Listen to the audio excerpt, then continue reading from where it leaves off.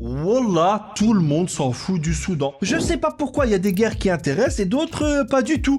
Au Soudan, il y a une guerre civile et une crise humanitaire de dingue, mais le monde ne fait presque rien. Du coup, on va essayer de comprendre pourquoi si ça continue comme ça. Même dans 20 ans, les profs d'histoire commenceront leur cours sur le Soudan en disant « Alors, le Soudan, il y a plusieurs minutes, des gens sont morts ». Au Soudan, t'as une guerre civile avec plus de 25 millions de personnes qui ont besoin d'aide humanitaire et plus de 11 millions de personnes qui ont été obligées de fuir leur foyer. Mais tout le monde s'en fiche. Regarde, je viens de te dire une dinguerie et tu t'en fous. Alors que si je te dis, oh là là, tous les Belges doivent fuir leur ville pour survivre, ah là tout de suite ça t'inquiète et t'es même prêt à donner du bif. Voilà, les gens s'en fichent tellement du Soudan que si tu leur montres une carte où il n'y a que le Soudan, ils ne sauront pas trouver le Soudan. Et là, il y en a qui vont me dire « Ouais, je m'en fous, mais tu peux me dire précisément de quoi je me fous, s'il te plaît ?» Alors, bon, déjà, tu sais que t'es une mauvaise personne, et rien que pour ça, tu devrais t'abonner à la chaîne. Et ensuite, pour comprendre ce qui se passe au Soudan, faut remonter à 2019. En gros, t'avais Omar al-Bashir, qui abusait du pouvoir depuis 30 ans. Du coup, le peuple est sorti dans la rue en mode révolution pendant des mois et ça a marché. L'armée a fini par arrêter al-Bashir et a promis de discuter pour mettre en place un gouvernement civil. Mais visiblement, ils n'avaient pas dit Inch'Allah. Ah oui, le projet qui devait mettre un mec dehors et donner le pouvoir au peuple, il a duré moins longtemps que le 1% de batterie d'un iPhone.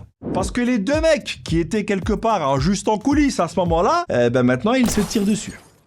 D'un côté, t'as le général Al-Bourhan de l'armée soudanaise, et de l'autre, t'as le général Daglo, a.k.a. Hemeti, d'une milice paramilitaire, les forces de soutien rapide, un mec qui s'est fait connaître en faisant des dingueries au Darfour dans les années 2000. À la base, ils étaient aux commandes de la transition, et au début, ils ont joué le jeu. D'ailleurs, t'as même un gouvernement de transition, moitié civil, moitié militaire, qui a été mis en place. Mais bon, tu connais, les mecs avaient déjà goûté au pouvoir, donc en 2021, ils ont arrêté de faire semblant et ont fait un petit coup d'état. Et même si après, il y a encore eu vite fait des tentatives de transition, en vrai, les militaires sont restés au pouvoir et la pression est montée entre Al-Bourhan et Hemeti. À tel point qu'en 2023, c'est totalement parti en vrille entre eux et depuis le Soudan, c'est Battle Royale. Et... tout le monde s'en fout. Mesdames et messieurs, bonsoir. Dans l'actualité au Soudan, nous venons d'apprendre que toute la population a été tuée par les généraux. Et c'est bientôt la saison hivernale et l'ouverture des stations de ski. Nos équipes ont suivi Thomas, un jeune grenoblois de 8 ans, qui vend des planches de snowboard aux couleurs de sa ville. Reportage.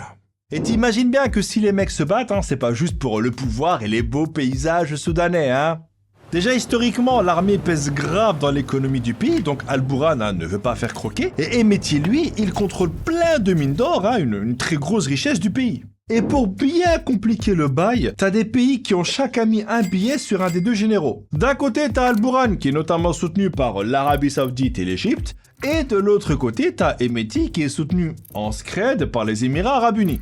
Et t'as aussi la Russie qui, elle, joue sur les deux tableaux.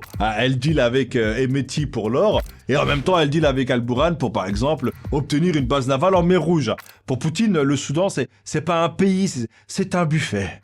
Et les Soudanais, eux, tout ce qu'ils peuvent prendre, c'est des balles. Et c'est pas prêt de s'arranger parce que même s'il y a eu des cessez-le-feu vite fait, des sanctions, etc., au final, la communauté internationale ne fait presque rien.